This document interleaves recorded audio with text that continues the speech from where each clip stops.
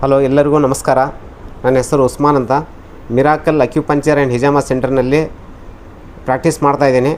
SP6 ಅನ್ನೋದು ಒಂದು acupuncture point ಬಗ್ಗೆ ನಿಮಗೆ ಸಂಕ್ಷಿಪ್ತವಾಗಿ ಮಾಹಿತಿ ನೀಡ್ತಾ ಇದ್ದೀನಿ.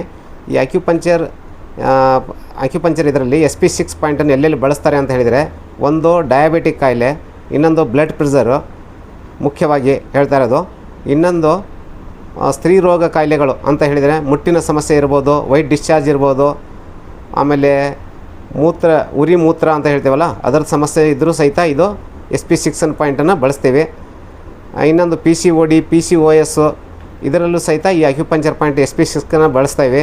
ಆಮೇಲೆ ನಿದ್ರಾಹೀನತೆ, ಇನ್ಸೋಮಿನಿಯಾ ಅಂತ ಹೇಳ್ತೀವಲ್ಲ, ನಿದ್ದೆ ಬರಲಿಲ್ಲ ಅಂತ ಹೇಳಿದ್ರೂ ಈ ಪಾಯಿಂಟನ್ನು SP6 ಬಳಸ್ತಾರೆ. ಆಮೇಲೆ ಇನ್ನೊಂದು ಸ್ಟ್ರೋಕ್ ಅಂದರೆ ಪ್ಯಾರಲಿಸಿಸ್, ಇದರಲ್ಲಿ ಈ SP6 ಪಾಯಿಂಟು ತುಂಬ ಮಹತ್ವದ ಪಾಯಿಂಟು. ಆಮೇಲೆ ಬಾಡಿ ತುಂಬ ಹೀಟ್ ಆಗ್ತಾಯಿದ್ರೆ ಈ ಪಾಯಿಂಟನ್ನು SP6 ಬಳಸ್ತಾರೆ ಮುಖ್ಯವಾಗಿ. ಈ ಪಾಯಿಂಟಿಂದ ತುಂಬಾ ಉಪಯೋಗ ಇದೆ. ಇದು ಎಡೆಮಾ ಅಂತ ಹೇಳಿದರೆ ನಮ್ಮ ದೇಹದಲ್ಲಿ ಎಲ್ಲೆಲ್ಲಿ ಊತ ಅಂತ ಹೇಳಿದರೆ ಬಾಡಿಲಿ ಎಲ್ಲೇ ಊತ ಇದ್ದರೂ ಸಹಿತ ಈ SP6 ಪಾಯಿಂಟ್ ಬಳಸೋದ್ರಿಂದ ಊತ ಎಲ್ಲ ಕಡಿಮೆ ಮಾಡ್ತದೆ.